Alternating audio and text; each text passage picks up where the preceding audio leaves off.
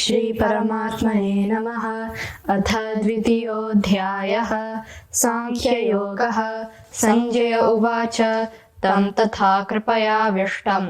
अश्रुपूर्णाकुलेक्षणं विषीदन्तमिदं वाक्यम् उवाच मधुसूदन। श्रीभगवानुवाच कुतस्त्वाकस्मलमिदं विषमे समुपस्थितम् अनार्यजुष्टमस्वर्ग्यम् अकीर्तिकरमर्जुन क्रैव्यं मास्मगमः पार्थ नैतत्त्वय्युपपद्यते क्षुद्रं हृदय दौर्बल्यं त्यक्त्वोत्तिष्ठ परन्तप। अर्जुन उवाच कथं भीष्ममहं संख्ये द्रोणं च मधुसूदन इषुभिः प्रतियोत्स्यामि पूजार्हा वरिसूदन। कुरूण हत्वा हि महानुभावान् श्रेयो भोक्तुं भैक्ष्यमपीह लोके हत्वार्थकामां सुकुरूणिहैव भुञ्जीय भोगान् रुधिरप्रदिग्धान् न चैतद्विद्मः कतरन्नो गरीयः यद्वा जयेम यदि वा नो जयेयुः यानेव हत्वा न जिजीविषामः तेव स्थिताः प्रमुखे धार्तराष्ट्राः कार्पण्यदोषोपहतः स्वभावः पृच्छामि त्वां धर्मसम्मूढचेताः यच्छ्रेयस्यान्निश्चितं ब्रूहि तन्मे शिष्यस्तेऽहं शाधिमां त्वां प्रपन्नं न हि प्रपश्यामि ममापनिद्यात् यच्छोकमुच्छोषणमिन्द्रियाणाम् अवाप्य भूमावसपत्नमृद्धं राज्यं सुराणामपि चाधिपत्यं। संजय उवाच एवमुक्ता हृषीकेशं गुडाकेशः परन्तपः न योत्स्य इति गोविन्दम् उक्त्वा तूष्णीं बभूवः। तमुवाच ऋषीकेशः प्रहसन्निव भारत सेनयोरुभयोर्मध्ये विषीदन्तमिदं वचः। श्रीभगवानुवाच अशोच्यानन्वशोचस्त्वं प्रज्ञावादांश्च भाषसे गतासून गतासूंश्च नानुशोचन्ति पण्डिताः न त्वेवाहं जातुनासं न त्वं नेमे जनाधिपाः न चैव न भविष्यामः सर्वे वयमितः परं देहिनोऽस्मिन् यथा देहे कौमारं यौवनं जरा तथा देहान्तरः प्राप्तिः धीरस्तत्र न मुह्यति।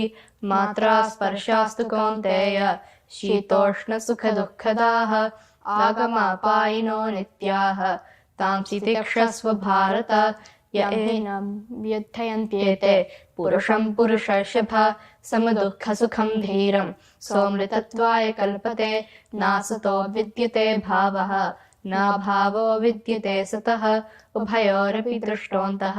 त्वनयोस्तत्त्वदर्शिभिः अविनाशि तु तद्विद्धि येन सर्वमिदं ततं विनाशमव्ययस्यास्य न कश्चित् कर्तुमर्हति। अन्तवन्त इमे देहाः नित्यस्योक्ताः शरीरिणः अनाशिनो प्रमेयस्य तस्माद्युध्यस्व भारत। य एनं वेत्ति हन्तारं यश्चैनं मन्यते हतम् उभौ तौ न विजानीतः नायं हन्ति न हन्यते न जायते म्रियते वा कदाचित् नायं भूत्वा भविता वा न भूयः अजो नित्यः शाश्वतोऽयं पुराणः न हन्यते हन्यमाने शरीरे वेदा विनाशिनं नित्यं य एनमजमव्ययं कथं स पुरुषः पार्थ कन्घातयति हन्तिकं वासांसि जीर्णानि यथा विहाय नवानि गृह्णाति नरोपराणि तथा शरीराणि विहाय जीर्णानि अन्यानि संयाति नवानि देहि नैनं छिन्दन्ति शस्त्राणि नैनं दहति पावकः न चैनं क्लेदयन्त्यापः न शोचयति मारुतः अच्छेद्योऽयमदाह्योऽयम् अक्लेद्यो शोष्य एव च नित्यः सर्वगतस्थाणुः अचलोऽयं सनातनः अव्यक्तोऽयमचिन्त्योऽयम् अविकार्योऽयमुच्यते तस्मादेवं विदित्वैनं नानुशोचितुमर्हसि अथ चैनं नित्यजातं नित्यं वा मन्यसे मृतं तथापि त्वं महाबाहो नैवं शोचितुमर्हसि जातस्य हि ध्रुवोन्मृत्युः ध्रुवं जन्म मृतस्य च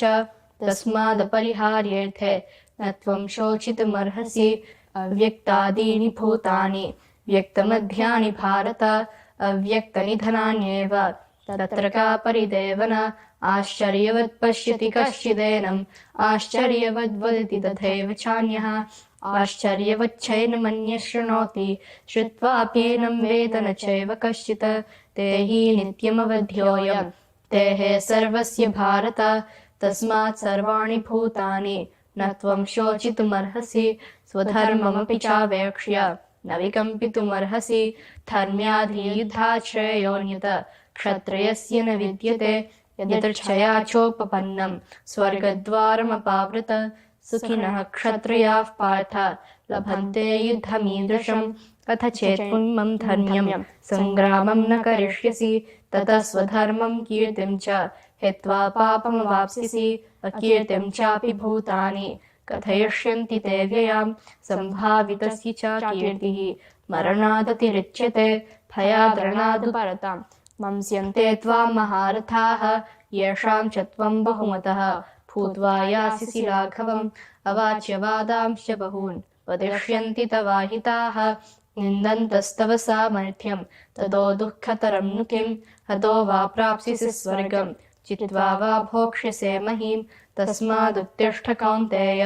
युद्धाय कृतनिश्चयः सुखदुःखे समे कृत्वा लाभालाभौ जयाजयौ ततो युद्धाय युज्यस्व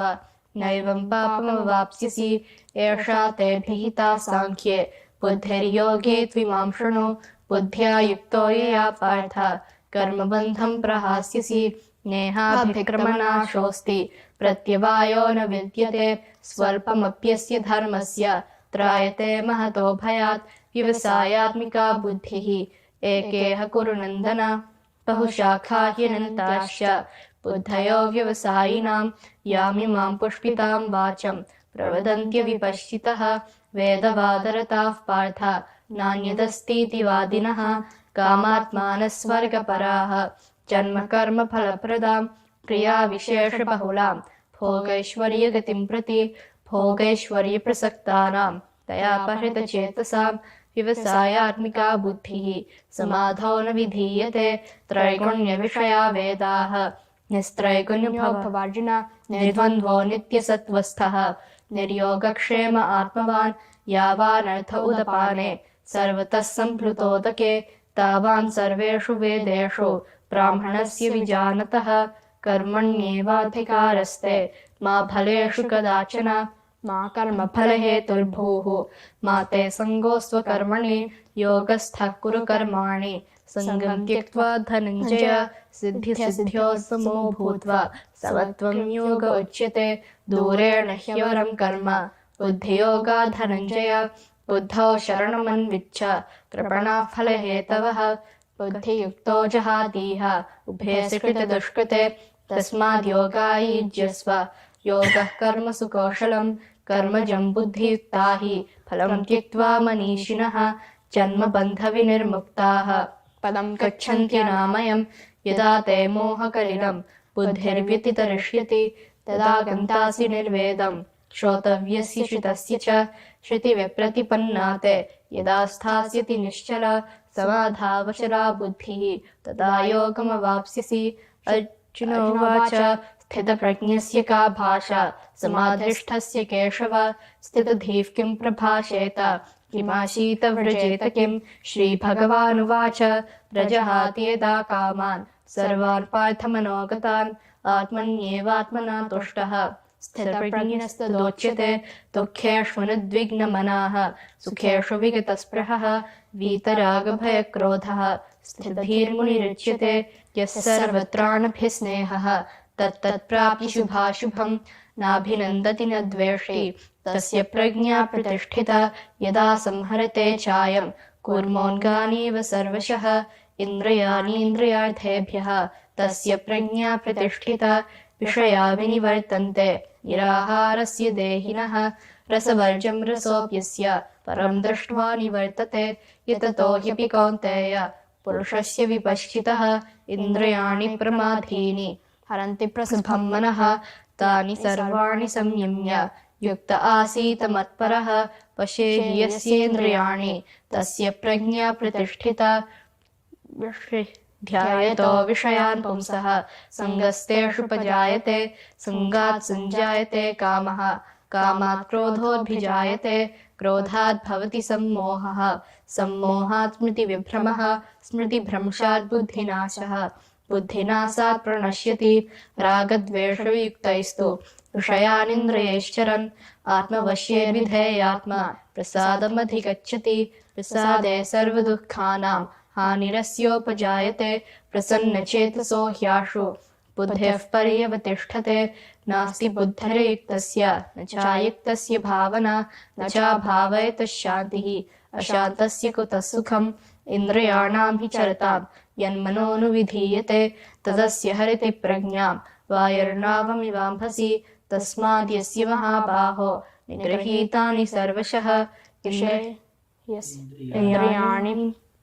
इन्द्रियाणीन्द्रियार्थेभ्यः तस्य प्रज्ञा प्रतिष्ठिता या निशा सर्वभूतानां तस्यां जागर्ति संयमे यस्यां जागृति भूतानि सा निशा पश्यतो मुनेः आपूर्यमाणमचलप्रतिष्ठं समुद्रमापः प्रविशन्ति यद्वत् तद्वत् कामायं प्रविशन्ति सर्वे स शान्तिमाप्नोति न कामकामी विहाय कामान् यः सर्वान् पुमां शरति निःस्पृहः निर्ममो निरहङ्कारः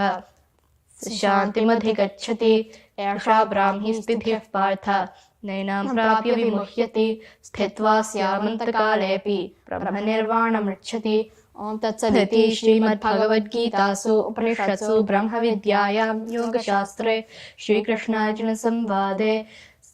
सांख्ययोगो नाम द्वितीयोऽध्यायः सर्वधर्मान् परित्यज्य मामेकं शरणं व्रज अहं त्वा सर्वपापेभ्यः मोक्षयिष्यामि मा शुचः।